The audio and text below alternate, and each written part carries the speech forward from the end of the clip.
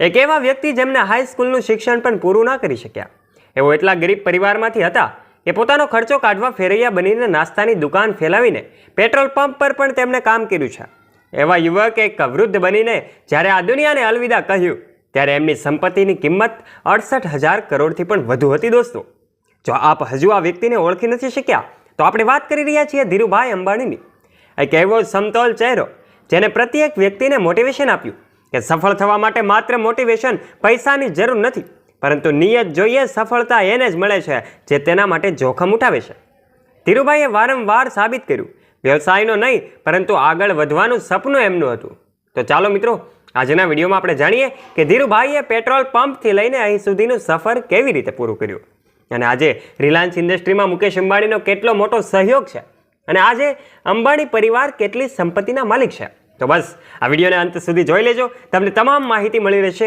અને આ વિડીયોને એક લાઇક કરી દેજો, અને હજુ સુધી આપણે ચેનલને સબસ્ક્રાઇબ ન કરી હોય તો નીચે રહેલું બેલ આઇકન દબાવીને અમારી ચેનલ ધ ડીએ મોટિવેશનને અવશ્ય સબસ્ક્રાઇબ કરી લેજો. 28 ડિસેમ્બર 1932માં ગુજરાતના જૂનાગઢના નાનકડા ગામ ચોરવાડમાં ગોરધનભાઈ અંબાણી, જે એક શિક્ષક હતા, એમના ઘરમાં એક બાળકનો જન્મ થયો અને જેનું નામ રાખવામાં આવ્યું ધીરજલાલ હીરાચંદ અંબાણી. ધીરજ સાથે ગોરધનભાઈના 3 અન્ય બાળકો પણ હતા. હવે એક શિક્ષક માટે આટલા મોટા પરિવારનું ગુજરાન એ સમયમાં ચલાવવું મુશ્કેલ હતું. દોસ્તો, એક સમય એવો આવ્યો જ્યારે પારિવારિક જવાબદારી માથે આવવાના કારણે ધીરજલાલ એટલે કે ધીરુભાઈને અભ્યાસ છોડવો પડ્યો. પિતાની મદદ કરવા ધીરુભાઈ નાના મોટા કામ કરવાના શરૂ કરે છે. અને અભ્યાસ છોડ્યા બાદ ધીરુભાઈએ ફળો અને નાસ્તો વેચવાનું શરૂ કર્યું હતું, પરંતુ એમાં તેમને કોઈ ખાસ ફાયદો ન થયો. એમને મગજ દોડાવ્યું અને ગામની નજીક આવેલા ધાર્મિક સ્થળ ગિરનારમાં ભજીયા બનાવવાનું શરૂ કર્યું. આ વ્યવસાયમાં ત્યાં આવતા એ પ્રવાસીઓ પર નિર્ભર હતો, જે વર્ષના કેટલાક દિવસો માટે સારો ચાલતો, પરંતુ બાકીના સમયે આ વ્યવસાય વધુ નફો નહોતો મળતો. એટલે ધીરુભાઈએ એ કામને પણ છોડી દીધું. દોસ્તો, બિઝનેસમાં મળેલી પહેલી 2 અસફળતા બાદ એમના પિતાએ તેમને નોકરી કરવાની સલાહ આપી. ધીરુભાઈના મોટા ભાઈ રમણીકભાઈ એ દિવસોમાં નોકરી કરતા હતા.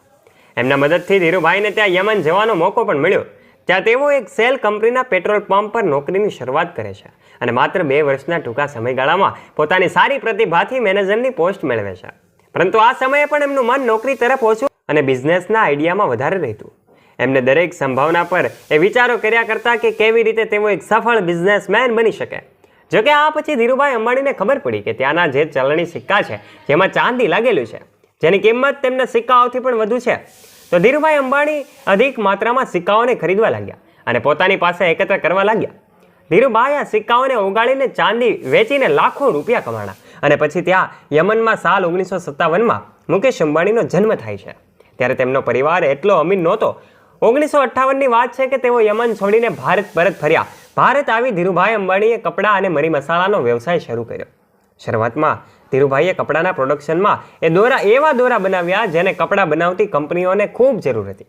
ત્યારબાદ ધીરુભાઈએ પોતે જ કપડાં બનાવવાના શરૂ કર્યા અને 1966ની વાત છે કે તેઓ એમ કહેવાય કે પોતાની પહેલી ફેક્ટરી પણ શરૂ કરી, જેનું કંપનીનું નામ રાખ્યું વિમલ.